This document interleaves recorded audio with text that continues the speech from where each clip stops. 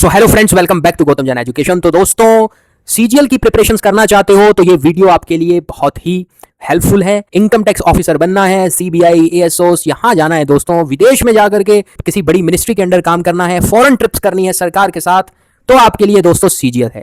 इसके बारे में पूरा अच्छे से डिटेल में हम डिस्कस करेंगे। पूरा हम डिटेल में सीजीएल के एग्जाम को एक्सप्लोर करेंगे दोस्तों। आपको मैं वो सब कुछ बताऊंगा जो एग्जाम से पहले आपको जानने की जरूरत है। तो इस वीडियो के साथ बने रहें। यूपीएससी सीएससी के लिए, यूपीएससी सीडीएस, एनडीए के लिए मैंने वीडियो कवर कर दी है, वो भी आप जाकर के देखें। स्टार्ट करते हैं। सीजीएल क्या है दोस्तों? स्टाफ सिलेक्शन कमीशन एक एग्जाम कंडक्ट करवाता है जिसका नाम है कंबाइंड ग्रेजुएट लेवल एग्जामिनेशन, जिसको बोलते हैं CGL. CGL largest competitive exam है that conducted by the SSC to recruit group B gazetted and non gazetted and group C officer for the various ministries. भैया एक मंत्रालय है, मान के चलो कि मिनिस्ट्री ऑफ एजुकेशन है दोस्तों। एजुकेशन मिनिस्ट्री काफी ट्रेंडिंग है ना आजकल।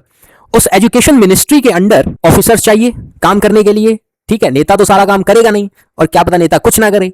काम तो ऑफिसर्स को करने हैं, काम तो सरकारी नौकरों को करने होते हैं दोस्तों। तो group A, group B, group C, ये सभी के सभी सरकारी नौकर ही तो हैं। यूपीएससी का कोई आईएएस ऑफिसर्स होगा दोस्तों, यूपीएससी से बना हुआ, वो एजुकेशन मिनिस्ट्री में सेक्रेटरी लेवल पे होगा। उसके अंडर सीजीएल अगर आप प्रिपरेशन कर रहे हो आप आओगे, जो ग्रुप बी, ग्रुप सी होगा। वेरियस मिनिस्ट्रीज के अंदर आपको जॉब मिलेगी, अलग अलग डिपार्टमेंट होते हैं, वहां आपको जॉब मिलती है दोस्तों।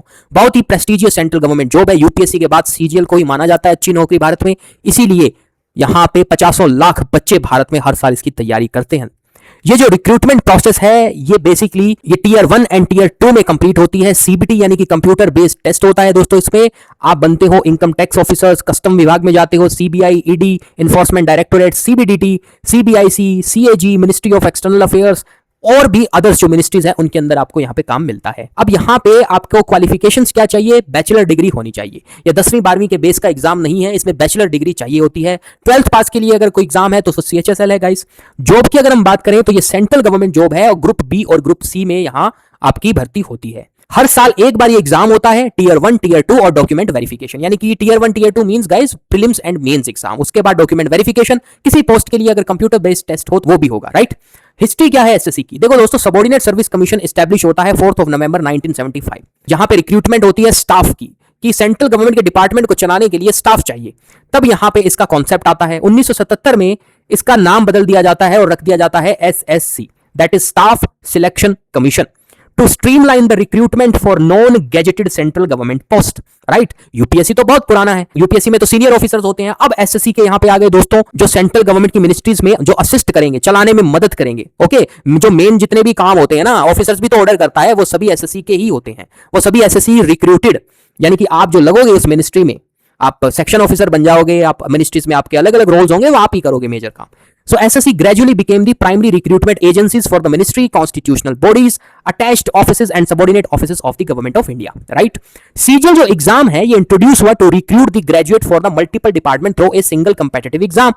अब SSC more than 50 exams conduct करवाता है annually, recruiting thousands of candidates across India, जिसमें फेमस कौन सा है? SSC CGL, combined graduate level exam. तो 1975 में एस्टैब्लिश होता है, 77 में इसका रीनेम होता है एसएससी, 1990 में एक्सपेंशन होती है ऑफ द नेशनल रिक्रूटमेंट, 2000 में दोस्तों ये सीबीटी आता है, कंप्यूटर बेस्ड टेस्ट होगा आपसे। 2016 में complete shift to online CBT examination. अभी दोस्तों ये largest central government recruitment agencies है एसएससी। एलिजिबिलिटी क्राइटेरिया क्या है? एलिजिबिलिटी क्राइटेरिया ये है कि बैचलर डिग्री चाहिए, अलग अलग पोस्ट के लिए स्पेशलाइजेशन क्वालिफिकेशंस भी चाहिए, इकोनॉमिक्स के लिए, स्टैट्स के लिए, मैथ, कॉमर्स और सीए के लिए। लेकिन मोस्टली यहां पे दोस्तों बैचलर डिग्री ही चाहिए होती है। ये तो कुछ एक पोस्ट अलग से निकलती है, उनके लिए आपको स्पेसिफिकेशन चाहिए। फाइनल ईयर का स्टूडेंट्स भी अप्लाई कर सकता है if they fulfil the degree requirement by the prescribed cut off date mentioned in the notification. जो नोटिफिकेशन आएगी उसके अकॉर्डिंग आप चेक कर सकते हो। तो जो डिग्री है दोस्तों आपकी, वो ओपन यूनिवर्सिटी से भी कर रखी हो आपने, यानी कि डिस्टेंस लर्निंग से, अगर आपने ओपन एंड डिस्टेंस लर्निंग से कर रखी हो, एग्जांपल के लिए अगर आपने इग्नो से ग्रेजुएशन कर रखी है तो भी आप इस एग्जाम को दे सकते हैं, कोई चिंता की बात नहीं है। एज, एजुकेशनल क्वालिफिकेशन, ये सब एसएससी अपने अकॉर्डिंग यहां पे डिसाइड करता है। SSC one of India's best government exam क्यों है दोस्तों? क्योंकि भैया सेंट्रल गवर्नमेंट की मिनिस्ट्री के अंदर आपको काम मिल रहा है, डायरेक्ट मंत्री जी के साथ आप काम कर रहे हो। इसके साथ सैलरी भी बहुत अच्छी है। 7th पे कमीशन की बात करें, अब 8th पे कमीशन होगा दोस्तों, तो कितना अच्छा सैलरी आपको मिल रहा है। आपके इन हैंड यहां पे कम से कम आप ये समझो 45 से 50 से लेकर के 90-95 हजार इन हैंड सैलरी आती है, सब कुछ कट कटा के। एक्सीलेंट वर्क लाइफ बैलेंस है, इतनी प्रेस्टिजियस जॉब है, सोसाइटी में आपका नाम होगा। मान लो कि अगर आप इनकम टैक्स इंस्पेक्टर बनते हो, आपका कितना यहाँ पे रेपुटेशन होती है सोसाइटी के अंदर, सैलरी वगैरह मिलती है आपको, फिर अदर बेनिफिट्स मिलते हैं, रेगुलर प्रमोशंस होते हैं, एक्सपीरियंस आपका बढ़ता है, एक्सपोजर मिलता है अलग अलग मंत्रालय में काम करने के बाद। अगर आप रिटायरमेंट लेते हो तो उसके बाद प्राइवेट आपके पास अपॉर्चुनिटीज बहुत है, नेशन वाइड आपकी पोस्टिंग होती है, बहुत एक्सपीरियंस आपको मिलेगा इस जॉब के अंदर। एज लिमिट और एज रिलैक्सेशन की बात करें तो डिफरेंट है, अलग अलग है। एज यहां पे जो भी ऑफिशियल नोटिफिकेशन आएगी उसके हिसाब से मेंशन है। रिलैक्सेशन इस तरह से आप देख सकते हो, ओबीसी के लिए 3 साल, एससी एसटी के लिए 5 साल, फिर यहां पे आप ये सारी यहां पे इस तरह से रिलैक्सेशन वो नोटिफिकेशन में आएगी, आपको पता चल जाएगा। सिलेक्शन प्रोसेस कैसे होगा दोस्तों? सबसे पहले होता है टियर 1 एग्जाम सीबीटी, ये क्वालिफाइंग होता है, इसके मार्क्स ऐड नहीं होते। उसके बाद आता है सीबीटी, उसके बाद आता है टियर 2, ये भी कंप्यूटर बेस होता है सीबीटी एग्जाम। यहां से मेरिट डिसाइड होती है। जब आप ये दोनों क्वालिफाई कर लेते हो उसके बाद आपकी डॉक्यूमेंट वेरिफिकेशन होगी, जिसको डीवी बोलते हैं। फिर यहां जो भी अलॉटेड डिपार्टमेंट होता है वहां पे आपको जाकर के अपना डॉक्यूमेंट वेरिफिकेशन करवाना होगा। उसके बाद आपका मेडिकल एग्जाम होगा, फाइनल फिर आपको अपॉइंटमेंट मिल जाएगी। तो जो टियर 1 एग्जाम है उसमें बहुत कट ऑफ जाती है। यहां पे ये समझ लो आप जो भी सीरियसली प्रिपरेशन कर रहे हैं वही टियर 2 पे जाएंगे। बाकी के जो बच्चे हैं टियर 1 में रह जाते हैं, फिर वो अगले साल प्रिपरेशन करते हैं। तो इस तरह से ये साइकिल है दोस्तों। तो टियर 2 में वो आते जाएंगे और 2-3 साल 3-4 साल में यहां पे क्लियर करके अपना अपॉइंटमेंट लेते हैं कंसर्न मिनिस्ट्री में, जहां भी उनकी किस्मत उनको ले जाए। तो जो पहला एग्जाम है दैट इज टियर 1, वो क्वालिफाइंग होता है, उसके मार्क्स ऐड नहीं होते। सीबीटी होता है, जो सिलेबस है वो क्या है? जनरल इंटेलिजेंस रीजनिंग आएगी, जनरल अवेयरनेस आता है, क्वांट पूछते हैं, इंग्लिश पूछते हैं। यानी कि रीजनिंग, जनरल अवेयरनेस, क्वांट और इंग्लिश आपसे पूछेंगे। 25 क्वेश्चन होंगे हर एक सेक्शन के, 50 नंबर के। 200 नंबर का यहाँ पे पेपर होता है, 100 क्वेश्चन होते हैं।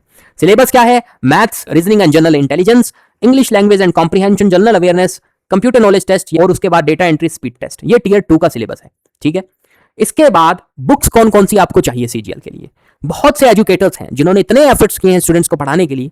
आप मैथ्स हैं, राकेश यादव सर से पढ़ सकते हो, reasoning R S Agarwal, English SP Bakshi, GK के लिए ल्यूशन जीके पे आप पढ़ो, करंट अफेयर्स के लिए मंथली पीडीएफ न्यूज़पेपर। आजकल ऑनलाइन कोचिंग इंस्टीट्यूशन का इस तरह से फैलाव है, कंटेंट की तो कोई कमी है ही नहीं। उसके बाद एआई का जमाना है, आप बहुत ही डिटेल में पढ़ सकते हो, अपने डाउट क्लियर करवा सकते हो। प्रीवियस ईयर क्वेश्चंस पेपर आपको करने होते हैं, मॉक टेस्ट लगाओ, बेसिक्स अपने स्ट्रॉन्ग करो, एनसीईआरटी पढ़ो। उसके बाद one liner notes and then daily current affairs. Maths यहां पे आपको बहुत स्ट्रॉन्ग करना होता है। इस तरह से आप अपना एसएससी सीजीएल की प्रिपरेशंस करते हो। अगर कुछ ऑनलाइन ऑफलाइन कोचिंग के बारे में बताऊं तो जैसे अड्डा 247, टेस्ट बुक, ऑलिव बोर्ड, यहां पे आप मॉक देते हो बेसिकली। फिर अनअकैडमी, फिजिक्स वाला।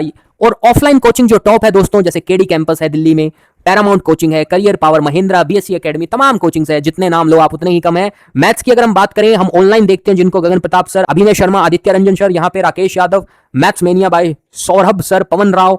ये जो इंग्लिश की अगर हम बात करें तो नीतू सिंह मैम है, रानी मैम, अमन सर, प्रशांत सोलंकी। रीजनिंग की बात करें अंकुश लांबा, विक्रमजीत सिंह। जनरल अवेयरनेस की बात करें परमार एसएससी, वरुण अवस्थी। तो ये कुछ टीचर्स हैं जो फेमस हैं अमंग एस्पिरेंट्स। ओके, इनके कोर्स भी आपको मिल जाएंगे। कोचिंग फीस है वो यूपीएससी जितनी नहीं है, इतनी ज्यादा है नहीं, कम है, लेकिन क्योंकि इसमें कॉम्पिटिशन बहुत ज्यादा है, पर सीट्स भी अकॉर्डिंगली अच्छी आती है इसमें, तो डुएबल है, मैनेजेबल है एज कंपेयर टू यूपीएससी। तो बहुत सारे बच्चे जो यूपीएससी सीएससी की प्रिपरेशन करते हैं उनका बैकअप प्लान एसएससी होता है।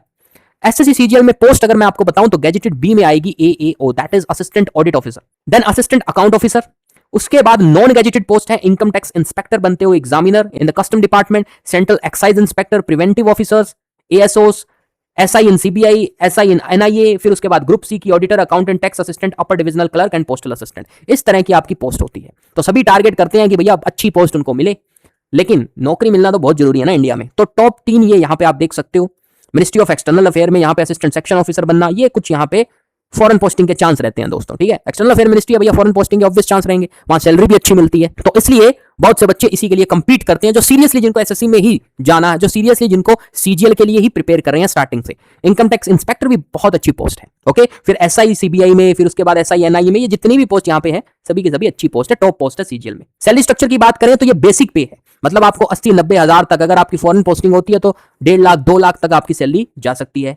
इसके बाद प्रमोशंस की बात करें तो प्रमोशंस भी है। एग्जांपल के लिए अगर मान लो आप इनकम टैक्स इंस्पेक्टर बनते हो, उसके बाद आप आईटीओ बनोगे, that is income tax officers, फिर assistant commissioner, deputy commissioner, joint commissioner, additional commissioner, commissioner, ठीक है। जो आईआरएस होता है ना जैसे यूपीएससी में, उस तरह से आपकी प्रमोशंस होती है। एसएससी सीजीएल की वैकेंसीज की अगर हम बात करें दोस्तों तो 2016 से 26 तक यही 10,000 के आसपास वैकेंसीज रहती है। जैसे 25 में 14,000 के करीब थी, 26 में 12,000 के करीब थी। लेकिन स्टूडेंट्स बहुत है दोस्तों, बहुत स्टूडेंट्स प्रिपेयर कर रहे हैं। भारत में एक तो वो है ना, कॉम्पिटिशन बहुत ज्यादा है, आबादी बहुत है, इसके साथ साथ रिजर्वेशंस भी है, फिर उसके साथ साथ पेपर लीक की भी समस्या है। But at the same time ऐसा नहीं है कि मेहनती स्टूडेंट्स का ना होगा। अगर आप प्रिपरेशन करोगे, अच्छे से मेहनत करोगे, definitely you will sail through, definitely you will get your desired job.